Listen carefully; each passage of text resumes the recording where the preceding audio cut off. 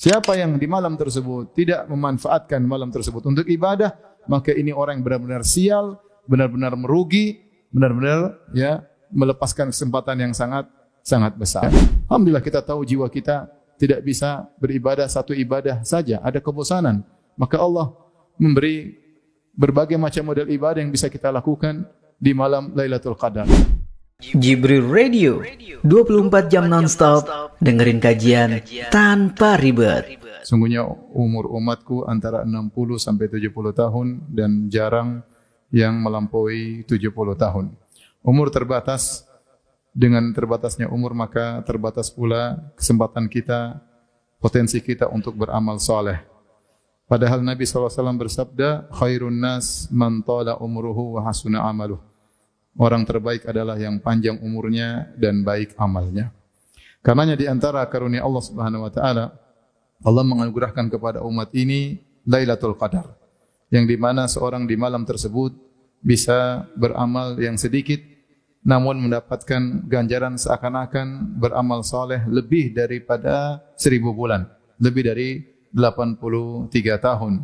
Karenanya Nabi SAW bersabda tentang umatnya, nahnu al-akhirun al-awwalun wa nahnu awwalu man yadkhulul jannah. Kita adalah umat yang belakangan namun kita yang paling duluan. Kita yang pertama kali masuk surga. Demikian kata Nabi SAW.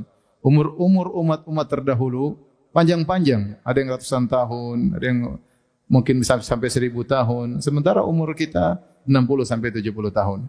Karenanya kesempatan besar bagi kita untuk bisa beramal sebaik-baiknya di malam Lailatul Qadar. Bayangkan jika seorang setiap tahun mendapatkan Lailatul Qadar, selama 10 tahun, maka paling tidak dia sudah beribadah seperti 830 tahun. Dengan demikian dia bisa menyaingi umat-umat terdahulu. Ma'asyiral muslimin, kaum muslimin dirahmati oleh Allah Subhanahu wa taala. Wa ma adraka ma Lailatul Qadar? Tahukah kalian apa itu Lailatul Qadar? Lailatul Qadar adalah malam terbaik sepanjang tahun yang Allah Subhanahu wa taala pilih malam tersebut untuk diturunkan Al-Qur'anul Karim. Inna anzalnahu fi Lailatul Qadar. Kami turunkan Al-Qur'an di Lailatul Qadar. Dan semua yang berkaitan dengan Al-Qur'an adalah yang terbaik. Al-Qur'an kalamullah, firman Allah. Wa khairul kalami kalamullah. Sebaik-baik firman, sebaik-baik perkataan adalah firman Allah Subhanahu wa taala. Makanya diturunkan melalui malaikat yang terbaik, malaikat Jibril, Sayyidul Malaikah. Diturunkan kepada Nabi yang terbaik, Sayyidul Mursalin, Nabi Muhammad SAW. Diturunkan di tempat yang terbaik, Mekah, yang kata Nabi SAW, innaki la khairu ardillahi. Engkau adalah tempat yang terbaik, wahai kota Mekah. Wa ahabbu ardillahi ilallah. Dan kota yang paling dicintai oleh Allah Subhanahu wa taala. Diturunkan di kota yang terbaik. Diturunkan di bulan yang terbaik, Syahrul Ramadan alladzi unzila fihi al-Qur'an, sayyidus syuhur, diturunkan di bulan Ramadan dan diturunkan di malam yang terbaik yaitu Lailatul Qadar. Dialah malam terbaik sepanjang tahun. Dialah malam yang berkah yang kata Allah Subhanahu wa taala, inna anzalnahu fi lailatin mubarakah. Sungguhnya kami telah menurunkan Al-Qur'an di malam yang penuh keberkahan, yaitu malam yang kebaikannya sangat banyak di malam tersebut. Sampai-sampai Allah Subhanahu wa taala menjelaskan keutamaan Lailatul Qadar dengan menurunkan satu surat khusus yang disebut dengan surat Al-Qadar. Di antara keistimewaan Lailatul Qadar, kata Allah Subhanahu wa taala, Lailatul Qadri khairun min alfi syahr. Lailatul Qadar lebih baik daripada 1000 bulan. Siapa yang beramal di malam tersebut seakan-akan dia beramal seperti 1000 bulan, bahkan lebih baik daripada 1000 bulan, itu lebih baik daripada 83 tahun. Dan ini suatu kenikmatan yang luar biasa, jangan sampai kita sia-siakan. Karenanya Nabi SAW bersabda, inna hadha syahra qad hadarakum. Sungguhnya bulan Ramadan telah hadir pada kalian. Fihi lailatun khair min alfi syahr. Di dalamnya ada satu malam yang lebih baik daripada 1000 bulan. Ya. Kemudian kata Nabi SAW, man hurima khairaha faqad hurima al khaira kullahu. Siapa yang terhalangi dari kebaikan malam Lailatul Qadar, dia telah terhalangi dari seluruh kebaikan. Siapa yang di malam tersebut tidak memanfaatkan malam tersebut untuk ibadah, maka ini orang yang benar-benar sial, benar-benar merugi, benar-benar ya melepaskan kesempatan yang sangat besar. Di antara keistimewaan Lailatul Qadar, malam tersebut dihadiri oleh para malaikat. Tanazzalul malaikatu warruhu fiha. Malaikat turun dengan jumlah yang begitu banyak sampai terasa sempit bumi ini ya karena begitu banyak malaikat. Bahkan malaikat Jibril pun ikut turun menyaksikan keutamaan malam Lailatul Qadar. Kemudian kata Allah, salamun hiya hatta matla'il fajar. Di antara tafsiran ayat ini yaitu para malaikat berjalan ke sana kemari mencari orang-orang yang sedang beribadah di malam tersebut. Malaikat mengucapkan keselamatan bagi mereka. Keselamatan sekalian. Selamat bagi yang sedang baca Quran. Selamat yang bagi sedang solat malam. Selamat yang bersedekah di malam tersebut. Semalam yang bertilawah. Selamat kepada orang-orang yang beribadah kepada Allah Subhanahu wa ta'ala.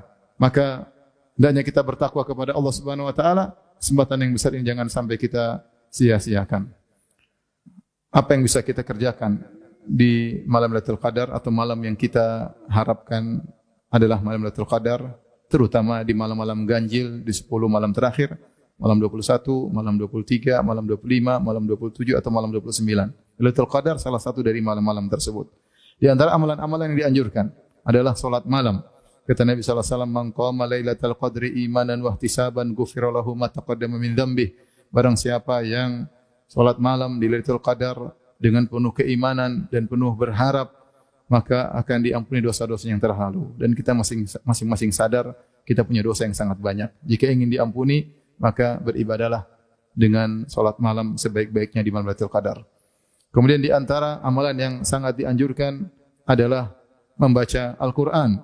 Oleh karenanya Nabi SAW di bulan Ramadan didatangi secara khusus oleh Jibril, fayudarisuhul Quran, diajari Al-Quran oleh malaikat Jibril. Dan bulan Ramadan adalah bulan Al-Quran.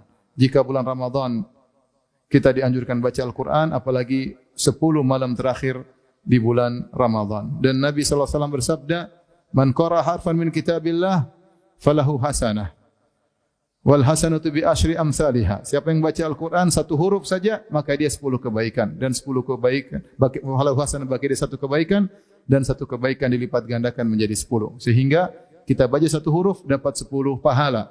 La aqulu alif lam mim harfun walakin alifun harfun wa lamu harfun wa mimu harfun. Aku tidak mengatakan alif lam mim satu huruf, tapi alif satu huruf, lam satu huruf, mim satu huruf. Maka dituntut kita untuk banyak membaca Al-Quran.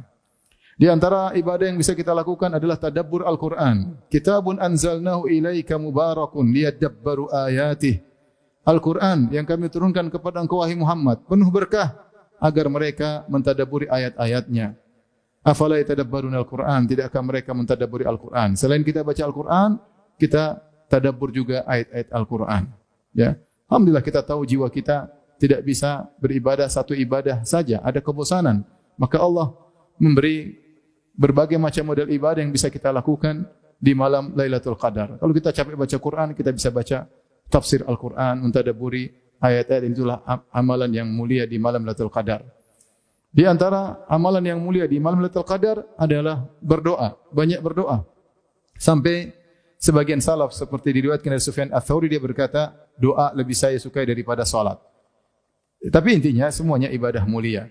Oleh karenanya Aisyah radhiyallahu taala anha pernah berkata kepada Nabi sallallahu alaihi wasallam, "Ara'aita in alimtu ayyu lailatin lailatul qadar madza aqulu fiha?" Ya Rasulullah, kalau saya tahu itu satu malam Lailatul Qadar, apa yang aku ucapkan?